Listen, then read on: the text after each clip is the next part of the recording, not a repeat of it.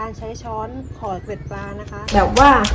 ไอจะขยี้อยู่ให้แหลกเนื้อข้างในขาวมากเลยนะคะต้องไปแล้ว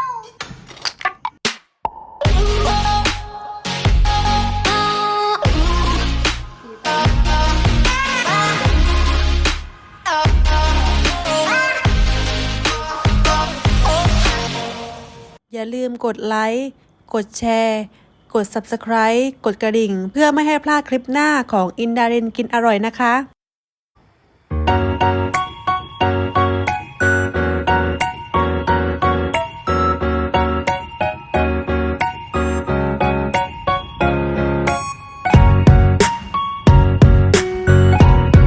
สวัสดีค่ะวันนี้ก็มาพบกับอินดารินกินอร่อยกันอีกแล้วนะคะสำหรับเมนูในวันนี้นะคะก็คือ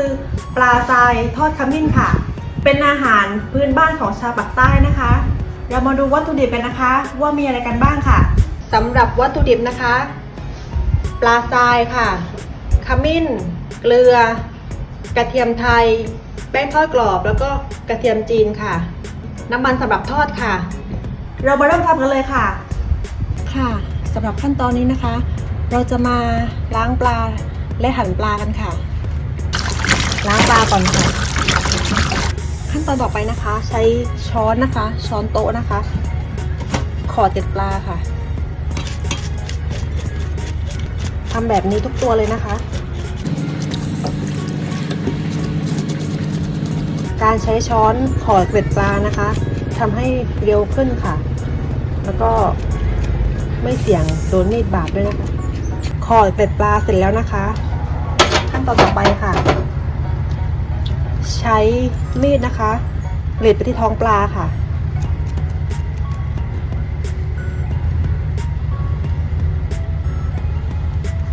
แบบนี้นะคะเพื่อเอาไส้ออกนะคะตัวนี้มีไข่ค่ะ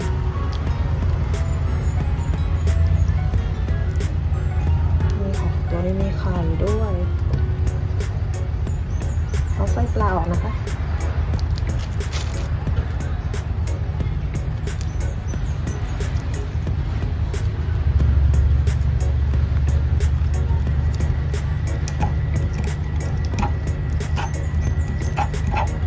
ทำแบบนี้ทุกตัวเลยนะคะเราทำแบบนี้เพื่อว่าเราจะไม่เอาหัวออกนะคะนี่ค่ะไข่ทุกตัวเลยไข่ทุกตัวเลยค่ะ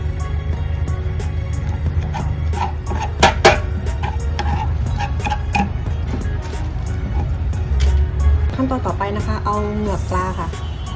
ออกด้วยนะคะอย่างนี้ค่ะจับที่คอนะคะแล้วก็ดึงออกมาไปแล้วนะคะจับที่คอค่ะแล้วก็จับดึงออกมาในตลาดส่วนใหญ่นะคะเขาไม่ค่อยทำให้อะค่ะต้องมาทำเองถ้า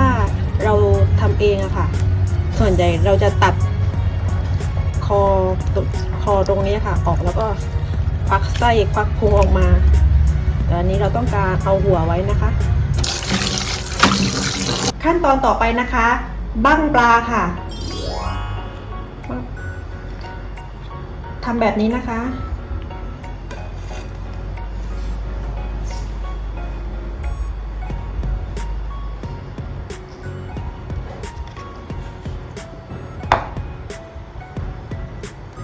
บั้งทุกตัวเลยนะคะเพื่อที่จะให้เครื่องของเรานั้น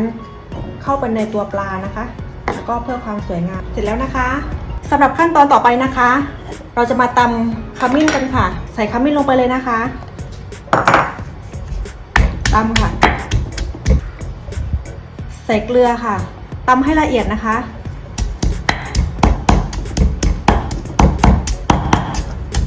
ขมิ้นก็ละเอียดแล้วนะคะขั้นตอนต่อไปนะคะใช้ปลาที่ล้างแล้วนะคะเมื่อกี้เทลงไปในกระมังค่ะแล้วก็ใส่ขมิ้นกับเกลือที่เราตำเมื่อกี้นะคะใส่ลงไปเลยค่ะคลุกเคล้าให้เข้ากันนะคะวันนี้นะคะ เราได้ปลาสดมาไม่ต้องปรุงเยอะนะคะ เพราะว่าเราอยากได้รสชาติของปลานะคะ เนื้อปลาทรายอะค่ะ จะหวานนะคะ ถ้าเราได้ปลาสดมานะคะคลุกเคล้าเสร็จแล้วใส่แป้งทอดกรอบนะคะ การใส่แป้งทอดกรอบนะคะทำให้ปลาของเราเนี่ยมีความกรอบแล้วก็สีสวยขึ้นนะคะ ใส่ไม่ต้องเยอะนะคะ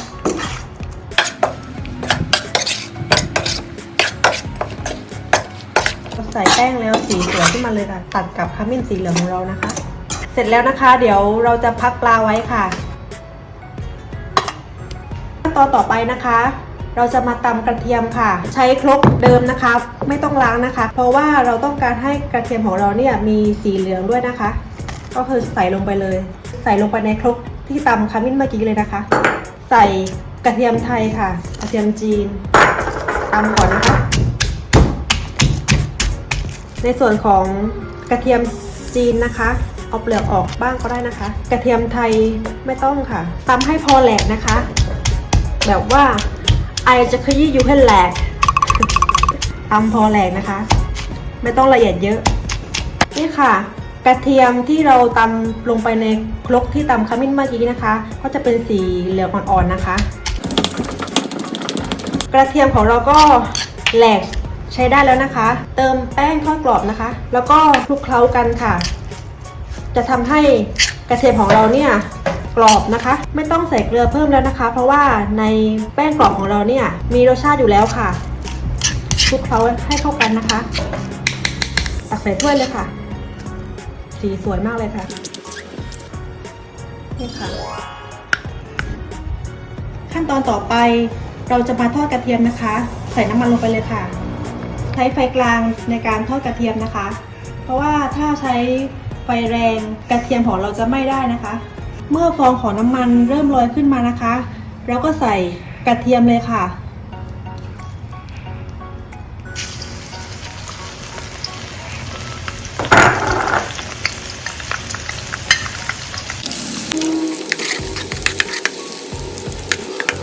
กระเทียมของเราสีสวยมากเลยนะคะดูสีนะคะกระเทียมของเราก็ใช้ได้แล้วนะคะ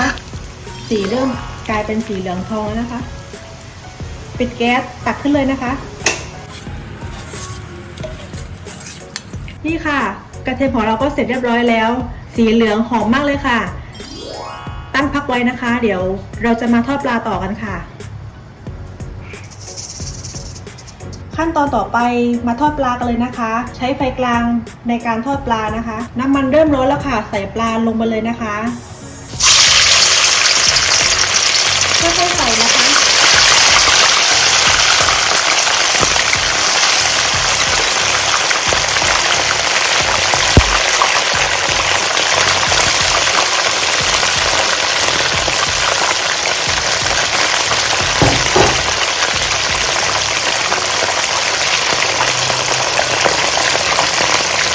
วิธีการสังเกตว่าปลาของเราเนี่ยสุกแล้วหรือยังเราใช้ตะหลิวนะคะยกปลาขึ้นแบบนี้ค่ะถ้าปลาลอยจากน้ำมันไม่ติดกระทะแล้วเนี่ยแสดงว่ากลับด้านปลาได้เลยค่ะ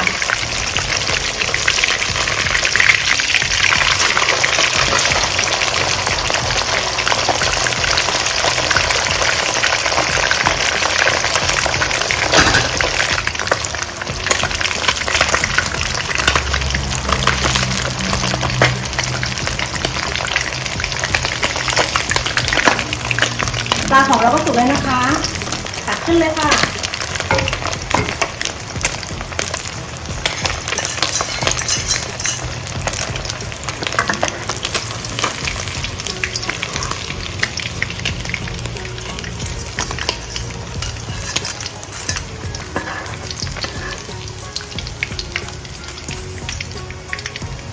นี่ค่ะเดี๋ยวเราจะมาทอดปลาที่เหลือกันค่ะพักไว้ก่อนนะคะเพื่อเสด็จน้ำมัน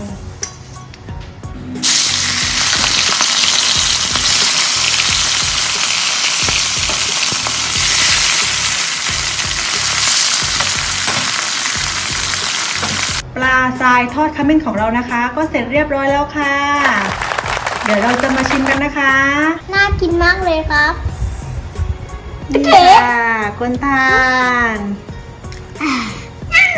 ได้เวลาชิมกันแล้วนะคะ เดี๋ยวเรามาชิมปลาทอดขมิ้นของเรากันนะคะ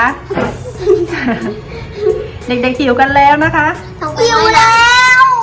ลงไปว่ายน้ำแล้วนะ เรามาชิมกันเลย ผมอยากชิมแล้วครับ หนูอยากชิมแล้วค่ะ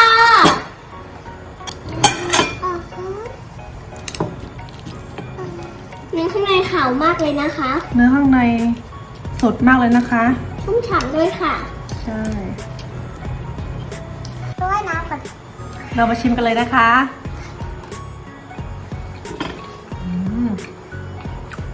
เนื้อปลานะคะ สดมาก มันมีความหวานแล้วก็หอมขมิ้นนะคะ เด็กๆอยากชิมแล้วค่ะ เด็กๆอยากชิมแล้วค่ะ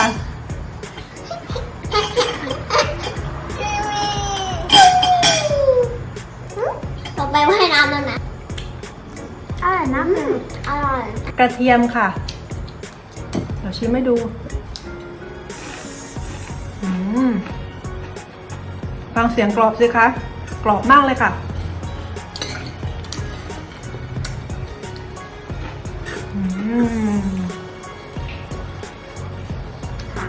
อร่อยมากค่ะทำเองกินเองจะไม่ให้อร่อยได้ยังไงใช่ไหมคะ เพื่อนๆลองไปทำกันดูนะคะ รสชาติเป็นยังไงสามารถเมนที่ใต้คลิปได้นะคะสำหรับวันนี้ลาไปก่อน สวัสดีค่ะ สวัสดีครับ